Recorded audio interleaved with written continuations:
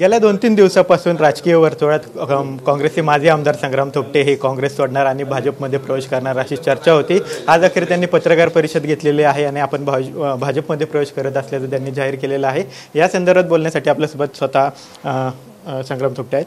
थोपटे साहेब, 2-3 दिवस चर्चा होती तुम्ही काँग्रेस सोडणार आणि भाजपमध्ये प्रवेश करणार। आज अखेर तुम्ही पत्रकार परिषद घेतली आणि भाजपमध्ये जाणार असं सांगितले आहे। कसं नियोजन असणार आहे, कोणत्या दिवशी तुम्ही भाजपमध्ये प्रवेश करणार? मी येणाऱ्या 22 तारखेला मंगळवारी मुंबईच्या प्रदेश कार्यालयात भारतीय जनता पार्टीच्या प्रदेश कार्यालयामध्ये त्या ठिकाणी माझा प्रवेश मी घेणार आहे आणि त्यावेळेला माझ्या तालुक्यातील जे काही पदाधिकारी आहेत, जे संस्था आहेत, त्या संस्थांचे सर्व पदाधिकारी आणि संचालक असतील किंवा प्रमुख आमचे फ्रंटलचे कार्यकर्ते असतील यांच्यासमवेत तो प्रवेश मुंबईमध्ये असणार आहे। तसं पाहिलं तर थोपटेकरांना काँग्रेसशी एकनिष्ठ गेले 40 वर्ष राहिलेलं आहे। 6 वेळा अनंतराव थोपटे एक आमदार होते, त्यानंतर 3 टर्म तुम्ही आमदार राहिलेला आहात। काँग्रेसच्या नेत्यांना मोठं करण्यात कुठेतरी अनंतराव थोपटेंचा वाटा आहे। काँग्रेस महाराष्ट्रात रुजवण्यात, काँग्रेस वाढवण्यात अनंतराव थोपटेंचा मोठं योगदान आहे। असं असताना थोपटेंवर काँग्रेस सोडण्याची वेळ का आली? आता तो त्यांच्या कारकिर्दीतला इतिहास मी सांगू इच्छित नाही किंवा मला सांगता पण येणार नाही। माझ्या कारकिर्दीपुरतं मी बोलू शकतो। माझ्या कारकिर्दीमध्ये आता मी 3 टर्म पक्षाच्या चिन्हावरती निवडणूक लढली आणि या मतदारसंघातील मायबाप जनतेने मला 3 पंचवार्षिक त्या ठिकाणी काम करण्याची संधी दिलेली आहे।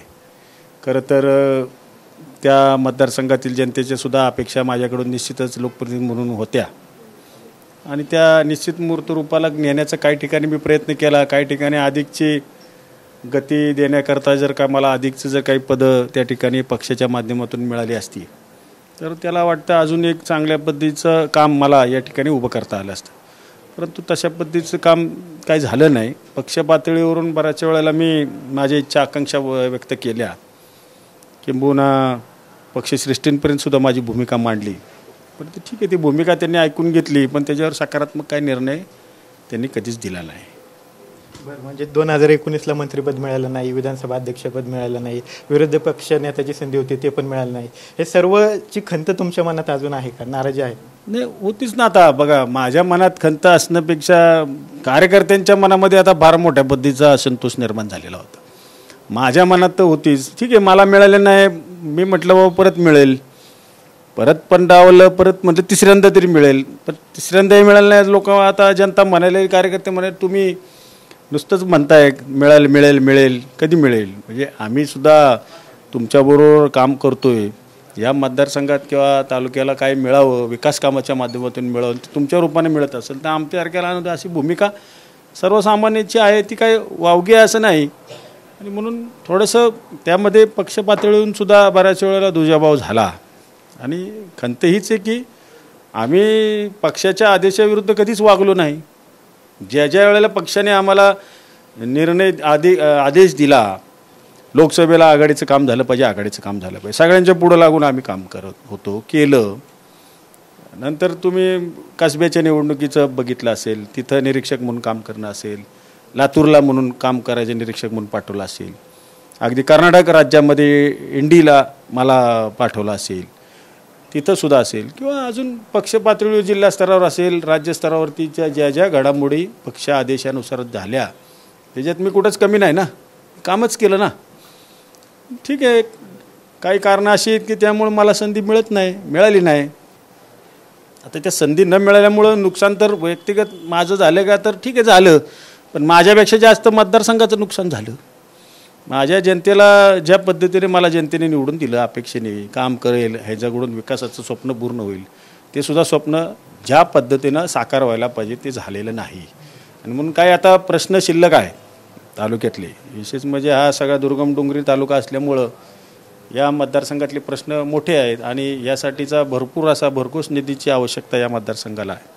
गेल्या 15 वर्षामध्ये आम्ही काम केलं नाही असं नाही, भरपूर काम केलं, परंतु काही अजूनही अनुत्तरित आहेत। तालुक्याच्या विकासाला आता खऱ्या अर्थाने शेवटचा टप्पा म्हटलं तर आहे की तो पार पाडण्यासाठी आपल्याला चांगल्या पद्धतीचे विकास काम आता इथं करावे लागतील, अशा पद्धतीचे काही महत्त्वपूर्ण निर्णय आहेत आणि याकरताचा हा निर्णय आहे। 2024च्या विधानसभा निवडणुकीदरम्यान पाहिलं तर प्रचारालाही कोणताही काँग्रेसचा नेता दिसला नाही, फॉर्म भरण्याच्या दिवशीही नव्हता। काँग्रेसने लक्ष दिलं नाही तुमच्याकडे असं वाटतं का? आणि पराभव झाल्यानंतर एकदा तरी काँग्रेसच्या कोणी वरिष्ठांचा नेत्यांचा कोणाचा फोन आला का? तुम्ही खंत बोलून दाखवली? नाही, मी तर तुम्हाला खंत बोलून दाखवलेलीच आहे. खरं तर फॉर्म भरण्याच्या दिवशी पक्षश्रेष्ठी कोणतरी येईल, मी बोललो होतो पक्षश्रेष्ठी कोणतरी येईल असं वाटलं होतं, पण काय त्यावेळेला काही अडचणीमुळे ते येऊ शकले नाहीत. नंतर परत प्रचाराच्या वेळेला सुद्धा सभेंनासुद्धा यावं अशी सुद्धा अपेक्षा होती, त्यावेळेला कोण आले नाहीत. पण ठीक आहे, एवढं राज्यभरात फिरायचं असतं म्हणून कदाचित नसतील आले. पण तुमचा पराभव झाल्यानंतर सुद्धा पक्ष पातळीवरून साधा कुठल्या एखाद्या वरिष्ठाचा फोनसुद्धा नाही.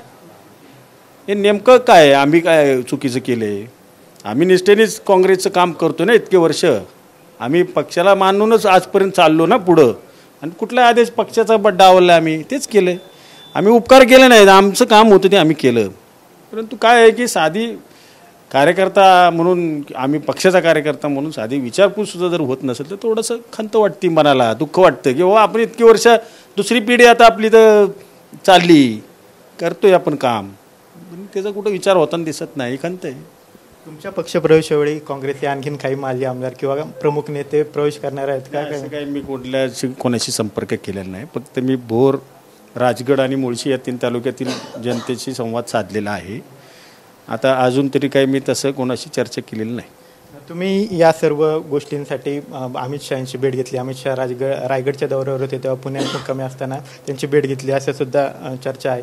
अशी भेट झाली आहे का? काय नाही, मी अमित शहा साहेबांची भेट घेतली तर हो, मी घेतली. पण ती कुठल्यासाठी घेतली? काय पक्षप्रवेशासाठी घेतली नाही. पक्षप्रवेशाचा निर्णय आज झालेला आहे. त्यावेळेला NCDC ही जी काही केंद्र सरकारच्याकडून चालवण्यात येणारी जी संस्था आहे, त्या संस्थेकडून राज्य सरकारला सहकारी साखर कारखान्यांसाठी कर्ज उपलब्ध झालं. त्यामध्ये माझ्या कारखान्याला कर्ज उपलब्ध झालेलं आहे. ते कर्ज माझं मंजूर आहे. ते राज्य सरकारने स्थगित केलेलं होतं. ते स्थगिती केलेलं कर्ज स्थगिती उठवून मला कर्ज मिळावं म्हणूनची मागणीसाठी मी त्यांना भेटलेलो आहे. त्यामुळे त्यामध्ये काय राजकीय अर्थ काढायचं कारण नाही. जेव्हा तुमच्या भाजपमध्ये जाण्याच्या चर्चा झाल्या त्यानंतर हर्षवर्धन सपकाळ जे काँग्रेसचे प्रदेशाध्यक्ष आहेत त्यांनी प्रेसमध्ये म्हटलं की काँग्रेसने अनेक संधी ज्या आहेत त्या संग्राम थोपटे यांना दिलेल्या आहेत. फडणवीस यांच्यामुळेच त्यांचं अध्यक्षपद हुकलं. त्यांनी असा आत्मघातकी निर्णय घेऊ नये असा हर्षवर्धन सपकाळ साहेब माझे अतिशय चांगले मित्र आहेत. आम्ही एक पंचवार्षिक बरोबरीने सुद्धा काम त्यांनी केले. 14 ते 19 ते माझ्याबरोबर एकत्रित आम्ही काम केलेलं आहे. अतिशय माझे त्यांचे चांगले संबंध आहेत.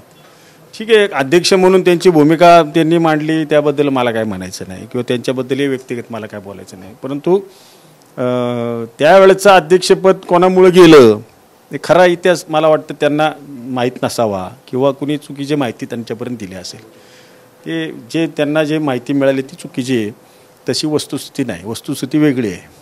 हर्षवर्धन सपकाळांशिवाय इतर कोणत्या काँग्रेसच्या नेत्यांनी तुमच्याशी संपर्क करण्याचा प्रयत्न केला का? चर्चा सुरू माझ्याशी कोणी संपर्क साधण्याचा प्रयत्न केलेला नाही, असं आजपर्यंत तरी कोणी केलेलं नाही. यानंतर अशा सुद्धा चर्चा आहेत की राजगड कारखाना अडचणीत आल्यामुळे किंवा इतर बाजूनी संग्राम थोपटे यांना अडचणीत आणण्यात आलं आणि त्यांचा पक्ष प्रवेश करून घेतला जातोय, असं काय आहे का? काय मला कुठल्या अडचणीच्या बद्दल नाही आहे. आणि मी वैयक्तिक माझं काय स्वार्थ आहे कुठं जाण्यामागं? मला काय मिळवायचं नाही आहे. मला काय कुठलं आश्वासन पण दिलेलं नाही की तुम्हाला हे मिळणार आहे ते घ्या आणि इकडे या, असं काय कुणी मांडलेलं नाही. त्यामुळे तो प्रश्न नाही. आणि मी कोणाच्या दबावाला बळी पडून कधी राजकारण केलेलं नाही. मी जे काय माझ्या मनाला पटलेलं ते पद्धतीने आणि जनतेचा कौल घेऊन पुढं गेलेलो आहे.